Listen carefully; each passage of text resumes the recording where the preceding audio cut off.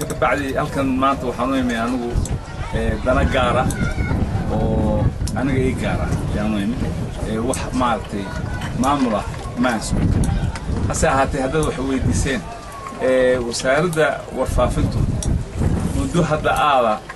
intii 5 bilood meelahaas 6 bilood yaa shaqaynayay wax badan baa ka bedelmay waray sidii waxaan jirtay marka ugu horeysa in badan baa lahaa muxuu ahaa hal keeno idaacad weyn oo dalka gaaraysa dhamaantii waxaanu maanta soo iibinay idaacad gaaraysa dhamaan East Africa iyo Arabia inta gaaraysa iyo muxuu ahaa inta ku dhow idaacadaasu waxay bilaabmaysaa ilaa bisha October ay bilaabmaysaa waxaanu kaloo gaarsiinay inaanu gaadhno codkayaguna Yurub gaadho malaha waad ka warhaysaan caaw waxa laga daawanayaa muxuu ahaa telefishinka qaranka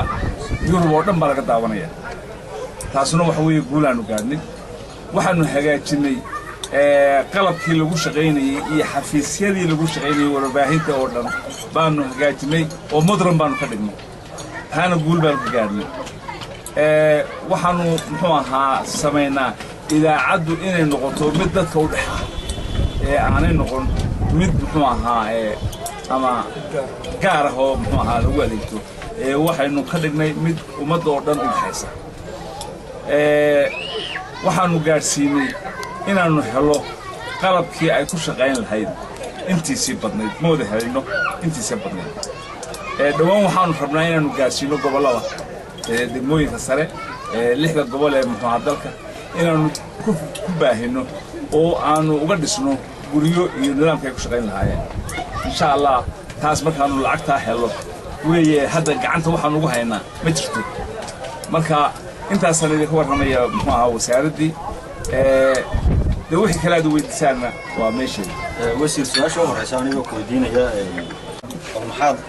dhageystayaal badan iyo daawadayaal badan shakiga aad kaga bixin lahayd in meelaha October ay bilaabmayso muxuu ahaa waa mid muxuu ahaa 50 kilowatt oo meel walba gaaraysa waxaanu kaga warbixinaynaa hadda muxuu ahaa iibkii qaranku waa baaskareeyay lacagtiina waa la siiyay waxaanu diraynaa 2 injineer oo ka soo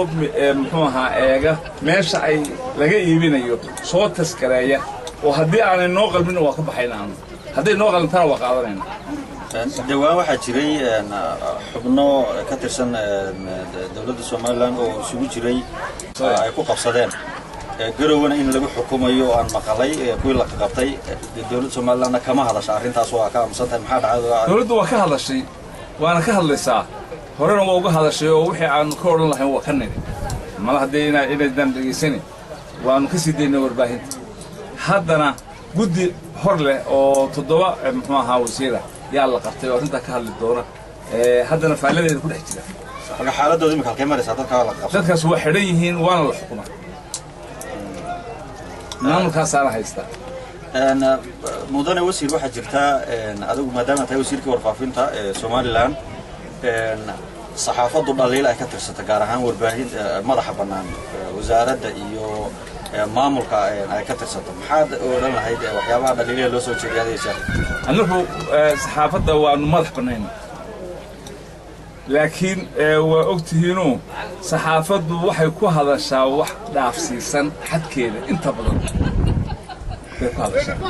dhaliilahana waxaan qabaa inta badan iyaga leh marmar waa dhacaysaa in la isku dhaco marka muxuu ahaa afku xumaado waa la isku dhacaya ninbaa muxuu ahaa aad qaadaysaan oo waxaad leedahay aabihii iyo hooyadii iyo reerkiisa iyo caa'iladiisa baad caadaysaan miyay idin bannaan tahay miyay saxaafadda u bannaan tahay inaad muxuu ahaa qof ama nasab caydaan ama xaaskiisa aad caydaan ama aad wax ka sheegtaan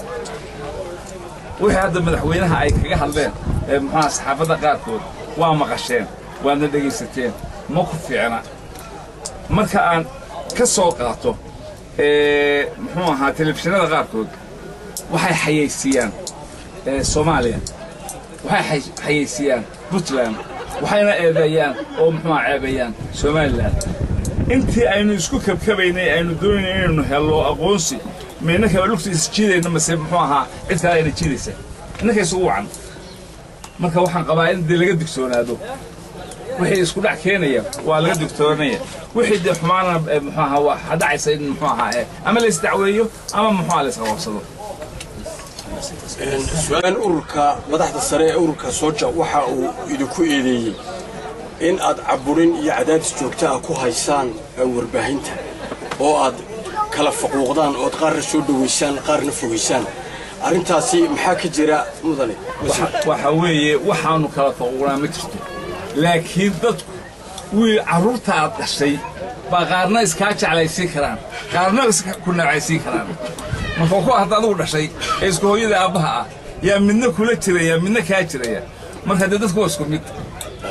saxaabaduna waa sidaas oo kale mudane wasiir bal waxaad kaloo guud ahaan nooga warrantaa wacyiga siyaasadeed ee maanta oo dalka jamhuuriyadda Soomaaliya waxaynu hadda gaadhnay in laynoo aqoonsado bal horta inaynu maamul la yaqaan nahay oo la ku taxgeliyo oo halkii muxuu ahaa hay'adda wax laynoo soo marin jiray toos innaka hadda wax laynoo siiyo marka aqoonsiga weynidee ma jiro waayahay innaku ma isu hayna aqoonsiga innaka isu hayna hal su'aal wasiir oo ku saabsan waa kii wasiirka arrimaha guduhu dhawaan iscasilay wararka qaarkoodna waxaan ku haynaa in waran cadde loo magacaabayo oo wasiirka arrimaha gudaha wararkaas maxaa ka jira ma hayno taatan waayahay gabagabadii maxaa haddaba aad u soo jeedinaysaa guud ahaan dalka jamhuuriyadda Soomaaliland dadweynaha ku nool gebi ahaanba waxaan u soo jeedinayaa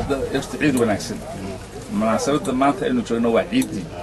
ilaahay waxaan ka baryayaa inuu nabadgeliyo ciideeda inuu gaarsiiyo iyo barwaaqo iyo barwaaqo ta kale Soomaaliland waxaanu yabaynaa inaynu aqoonsi helno taana innaka isu haynee yaynaan muxuu ahaa iskaga bakhayle oo innaku yaynaan iska xumayn. Assalaamu calaykum warahmatullahi wabarakatuh.